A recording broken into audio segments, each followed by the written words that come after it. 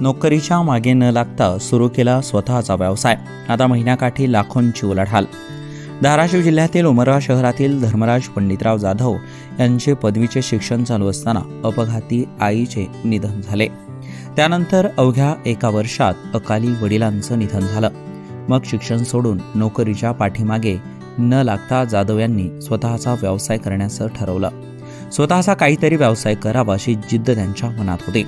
आर्थिक पाठबळ नसल्याने त्यांनी भावाशी चर्चा केली आणि भावाने 1 लाख रुपयांची मदत केली आणि मदतीतून त्यांनी इलेक्ट्रिकल दुकानाची सुरुवात केली.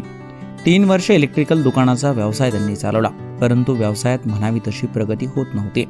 मग त्यांनी मंगल कार्यालय उभारण्याचं ठरवलं आणि वडिलोपार्जित शेतीत त्यांनी मंगल कार्यालय उभारलं. मागील 3 वर्षात त्यांनी जमवलेले पैसे आणि भांडवल आणि बँकेची मदत घेऊन त्यांनी मंगल कार्यालय उभारलं. कोरोना काळात मंगल कार्यालय चालत नव्हतं, त्यामुळे कर्जाचे हप्ते भरणं देखील अवघड झालं होतं. हळूहळू हा व्यवसाय पूर्वपदावर आला आणि त्यांनी श्री साई लँड डेव्हलपर्सच्या माध्यमातून रो हाऊसची निर्मिती केली आणि त्यातून त्यांची चांगली उलाढाल झाली. नमस्कार, मी धर्मराज जाधव.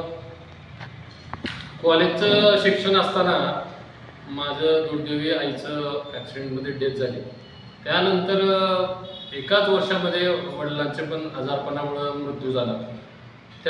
त्यामुळं मला कुटुंबाची जबाबदारी आली. त्यावेळेस नोकरी करायची पण इच्छा नव्हती माझी.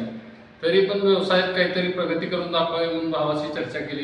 हे आमचे बंधू धनेश जाधव यांनी मला 1 लाख रुपयाची मदत केली. त्या 1 लाख रुपयावरती मी आपले 3 दुकानं काढली. आपल्या वडिलोपार्जित जी जागा होती रोडला, ती 3 दुकाने काढून आपला स्वतःचा व्यवसाय आई साहेब इलेक्ट्रिकल चालू केलं. चालू करून त्यावेळेस 2 ते 3 वर्ष तोच व्यवहार करत 2-2.5 लाखापर्यंत नेला. तोच 2.5 लाखानंतर मी सकाळी 9 वाजेपासून संध्याकाळी 9 वाजेपर्यंत बसून प्रॉफिट जास्त मला आवश्यक जेवढं प्रॉफिट होतं तेवढं ते प्रॉफिट मिळत नव्हतं. त्यामुळे मोठा काहीतरी निर्णय घेऊन भावाशी चर्चा करून मंगल कार्यालय आपली वडिलोपार्जित जागा आहे त्या ठिकाणी मंगल कार्यालय व्यवसाय करायचा निर्णय आम्ही दोघांनी घेतला. आणि त्यावेळेस माझ्या भावाची पण साथ मला चांगला काम करतोय, चला करू डेअरिंग म्हणून केली. मंगल कार्यालय काढल्याच लॉकडाऊन पडला. 2 वर्ष मी तसेच हप्ते बँकेचे 50 लाख रुपयाचं लोन काढलेलं होतं भाऊसाहेब बँकेचं. ते लोनचे हप्ते फेडत ते तसंच सगळ्या गोष्टीत पुन्हा मला अडचणी आल्या हप्ते भरण्यासाठी. त्यावेळेस Rochak project Shri Sai land developers म्हणून आमचे मित्र आहेत साईनाथ बिस्के म्हणून, त्यांच्यासोबत कोऑपरेटिव्ह करून त्यामध्ये चांगला प्रॉफिट आला मला रो हाऊसमध्ये. त्या रो हाऊसच्या बजेटनुसार त्या 2 वर्षाचे मी हप्ते फेडत राहिलो. नंतर मंगल कार्यालयाचं म्हणजे आजच्या उलाढाल आता पहिले 2-3 वर्ष आता कंटिन्यू चालूच आहे. त्यावेळेस वर्षाकाठी 30-40 लग्न होतात, छोटे मोठे कार्यक्रम होतात. आणि आता आपल्याच महिला असतील 20, 25, 30, 40, 50 महिलांना आपण रोजगार देतो. जेवण वाढण्यासाठी म्हणा किंवा साफसफाईसाठी म्हणा किंवा बाकीच्या इतर कामासाठी पण बाकीची रोजगारी.